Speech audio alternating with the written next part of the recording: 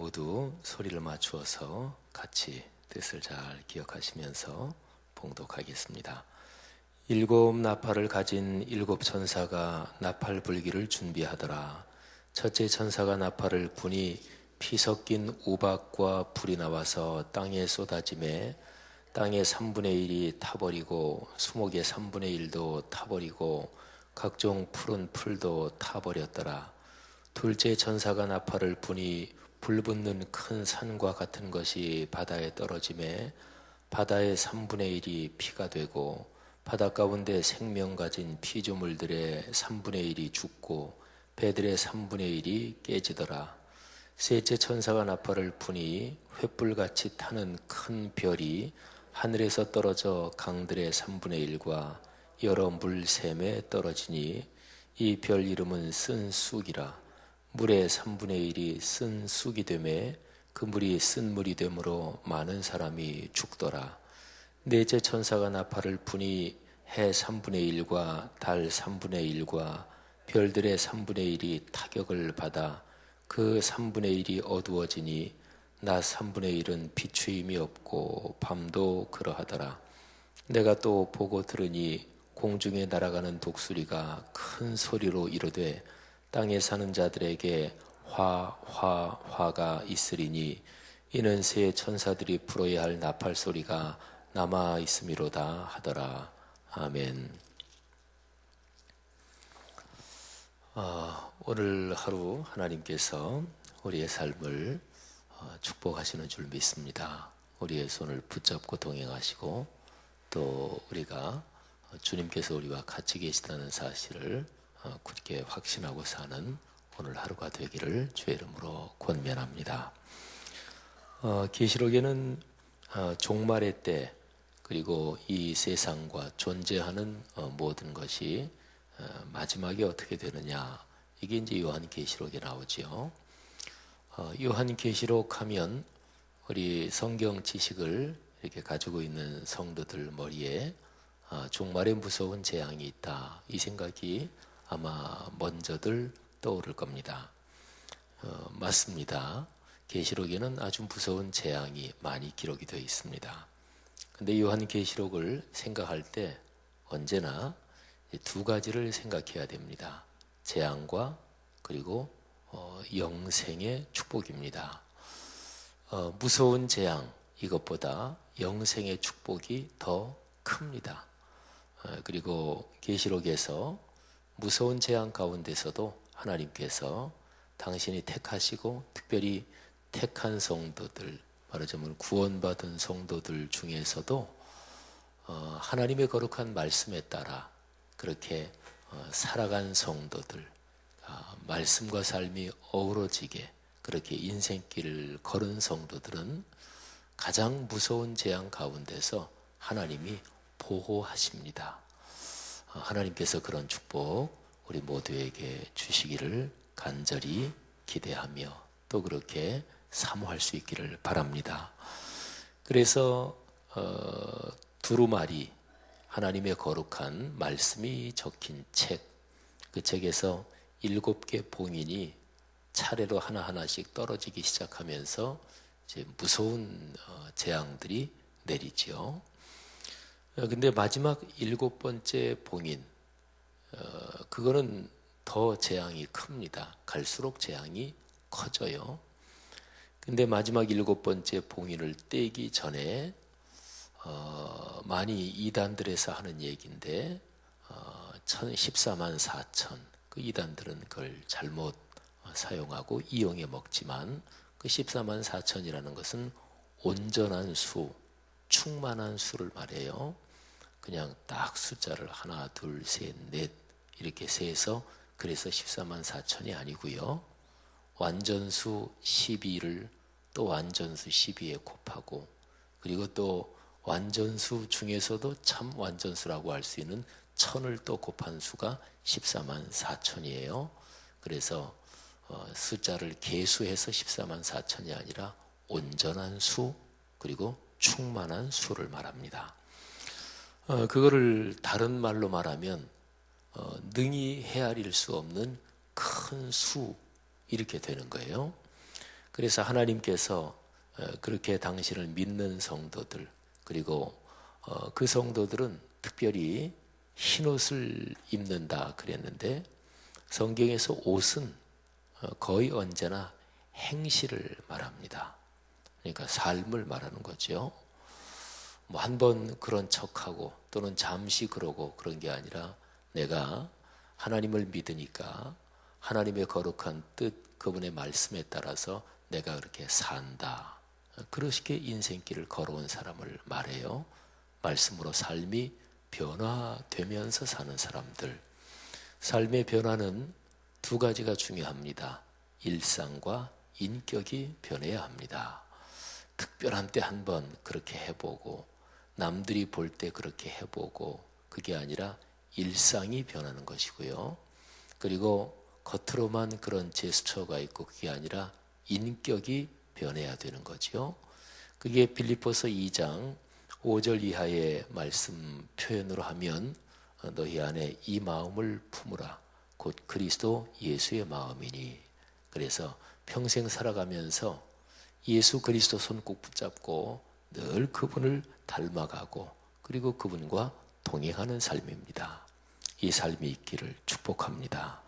그래서 마지막에 그 무서운 7번째 봉인이 떨어지고, 그러면서 가장 무서운 재앙이 내리기 전에 하나님께서 그 성도들을 끌어안으십니다. 요한계시록에 나오는 말씀을 이제 성경학자들, 신학자들도 해석이 이렇게 해석하는 사람도 있고 저렇게 해석하는 사람도 있고, 해석이 다양하고 또 심지어 분분합니다. 그래서 이제 요한계시록을 이렇게 묵상하고 해석할 때 어떤 한 가지를 듣고 반드시 이거다, 이렇게 고집을 부리지는 말 일입니다.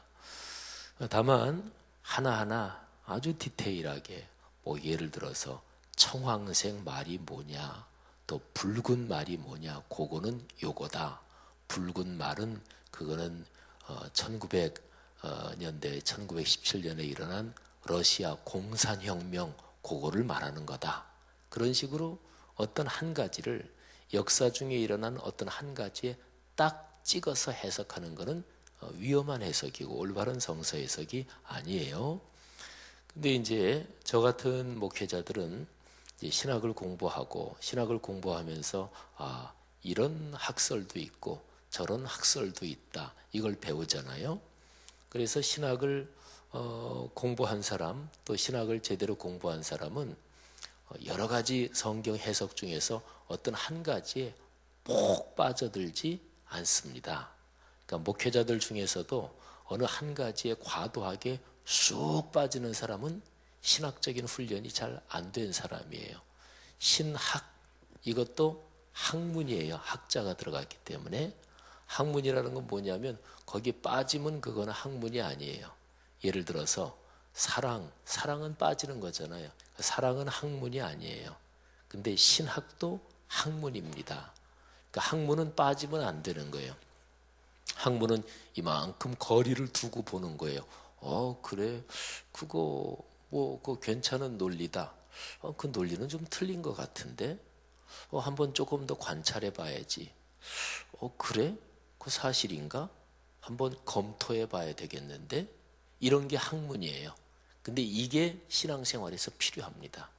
근데 이제 간혹 가다가 평신도들 가운데서, 장로님, 권사님, 집사님 가운데서 어디 가서 은혜를 받고 와요. 그러면 어디 가서 들은 얘기, 그게 아주 절대적인 진리인 줄 알아요.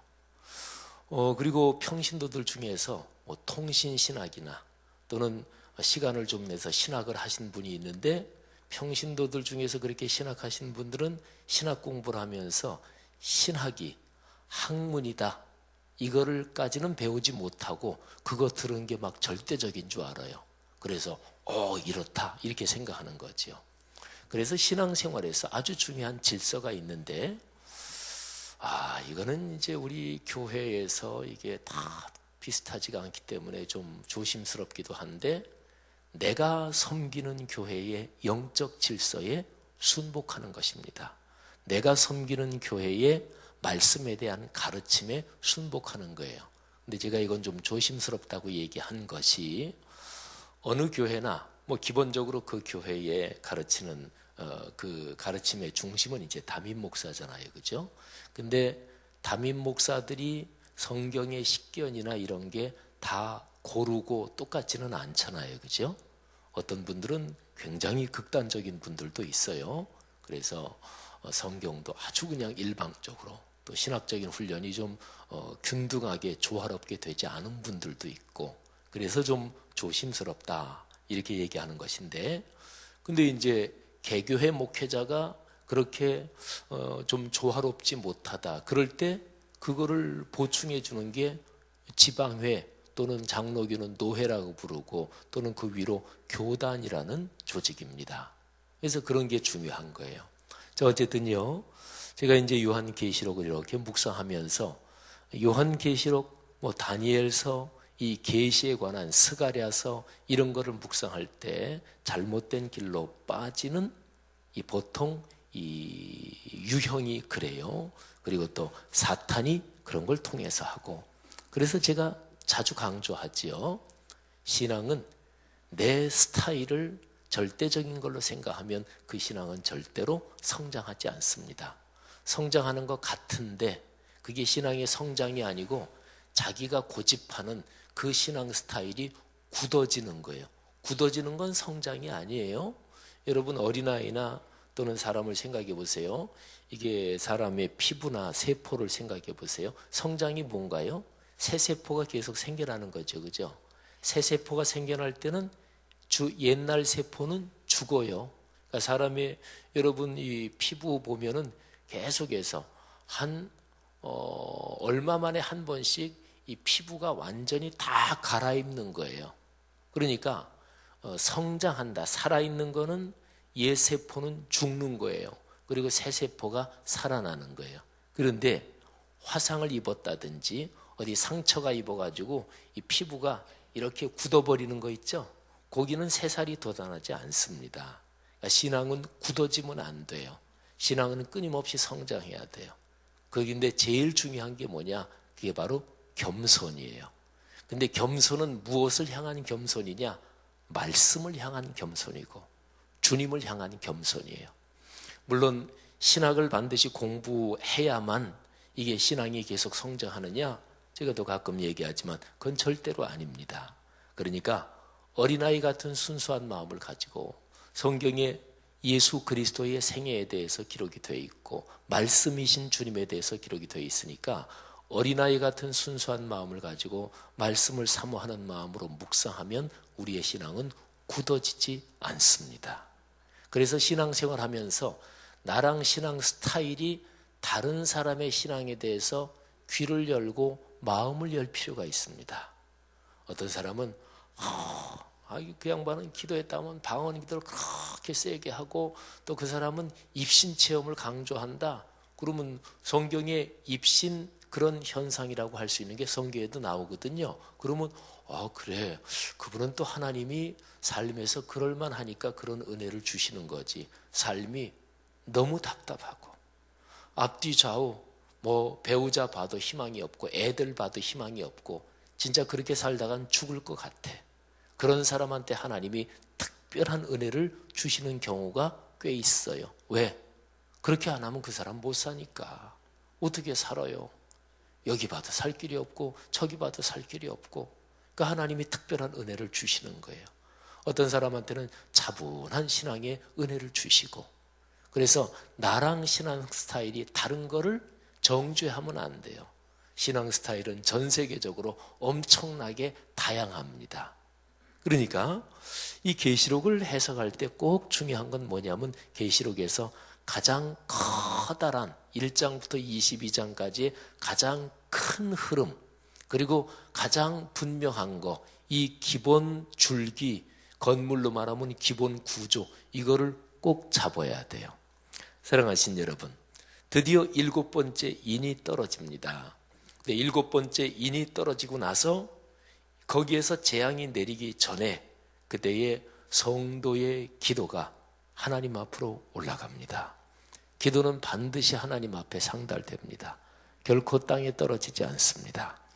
제가 어제 금요 심야기도 설교할 때 계시록 5장 그리고 여기 오늘 6절부터 읽었습니다마는 1절부터 5절에 있는 요거 계시록 5장하고 여기 8장에 기도에 대해서 나와요. 근데 이게 7번째 봉인이 떨어지기 시작하기 전에 5장이고 그리고 6번째 봉인까지 떨어지고 그 무시무시한 7번째 봉인이 떨어지기 전 그 사이에 또 기도에 대한 게 나와요.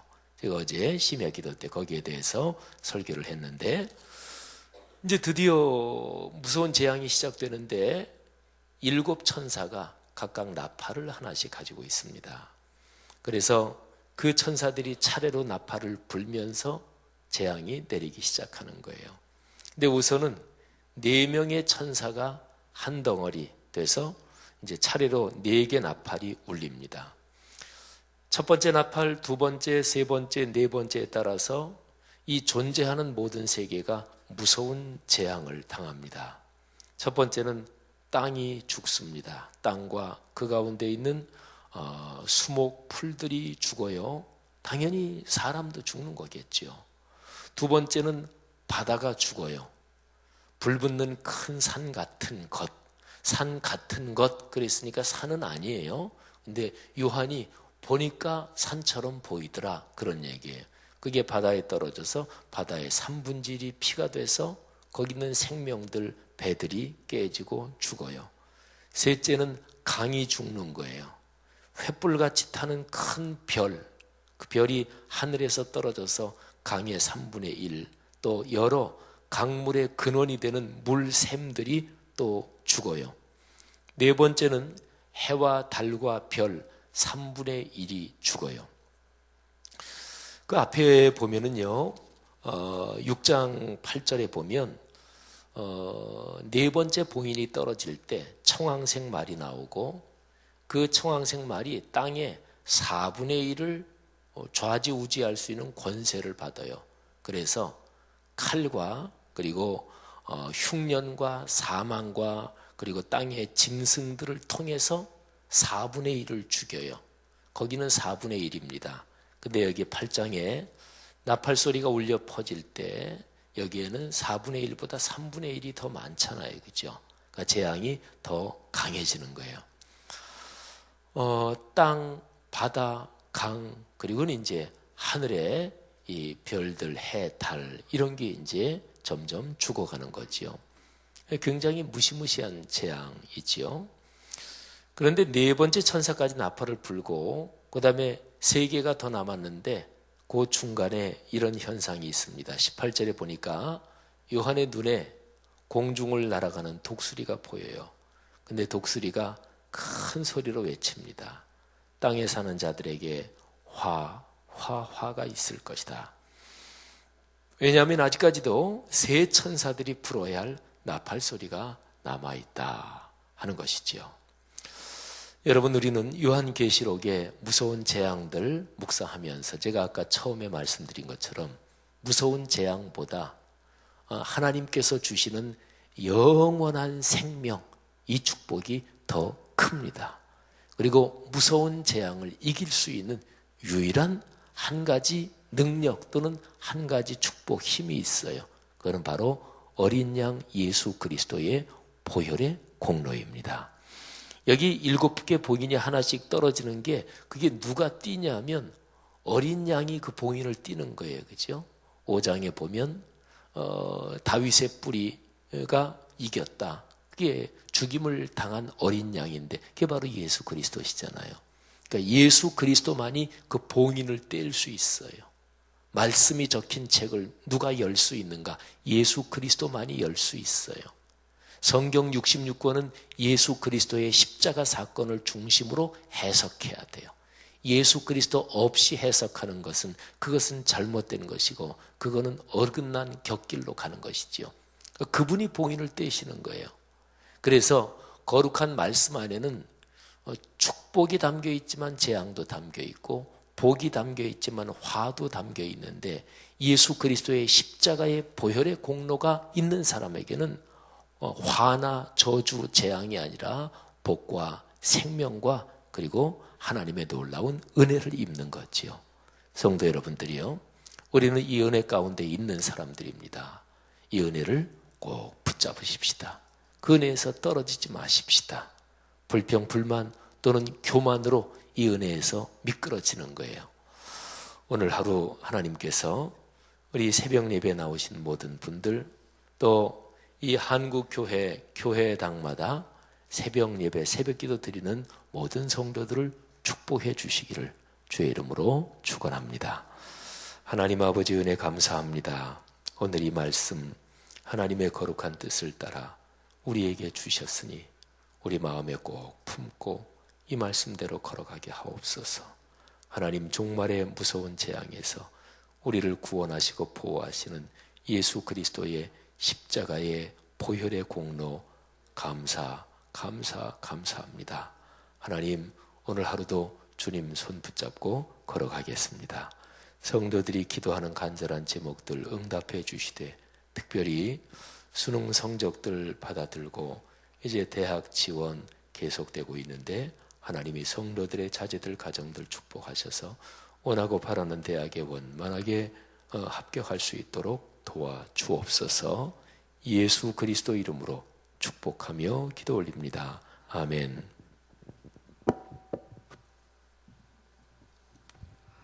귀한 말씀 감사합니다.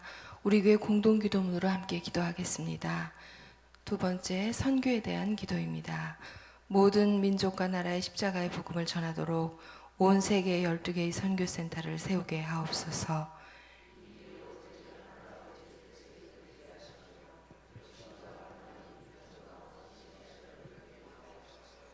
성경에 기록된 약속대로 주님께서 다시 오실 때까지 이 아름다운 발걸음이 강물처럼 들불처럼 이어지게 하시고, 주님 드시면 어디든 순종하며 나가는 선교 공동체에게 하옵소서. 한 사람을 사랑하고 찾으시는 하늘아버지의 마음이게 하옵소서. 아멘. 함께 주기도문 하시겠습니다. 하늘에 계신 우리 아버지, 아버지의 이름을 거룩하게 하시며 아버지의 나라가 오게 하시며 아버지의 뜻이 하늘에서와 같이 땅에서도 이루어지게 하소서. 오늘 우리에게 일용할 양식을 주시고 우리가 우리에게 잘못한 사람을 용서하여 준 것 같이 우리 죄를 용서하여 주시고 우리를 시험에 빠지지 않게 하시고 악에서 구하소서. 나라와 권능과 영광이 영원히 아버지의 것입니다. 아멘. 이 시간 다음과 같은 기도의 제목으로 기도드리겠습니다. 지금 들은 말씀이 내 삶으로 이어지게 하옵소서. 주일 예배를 준비하는 목회자들과 사역자들에게 성령님의 기름 부으심이 있게 하옵소서. 내일 있는 말씀 3성경대학 종강식에 은혜를 내려주시고 축복하옵소서. 우리 교회 12개의 미션센터 비전을 인도하시고 7개의 선교부 정기 기도 모임과 소울 사역을 축복하옵소서. 연말에 진행되는 사역에 은혜를 더하여 주옵소서. VIP로 초청되어 오신 새가족들이 잘 정착하게 하옵소서. 세계 곳곳의 분쟁 지역에 주님의 긍휼을 베푸소서. 공동의 기도문을 위해 함께 기도해 주시고 가지고 오신 각자의 기도 제목을 따라 기도하시다가 자유롭게 돌아가시겠습니다.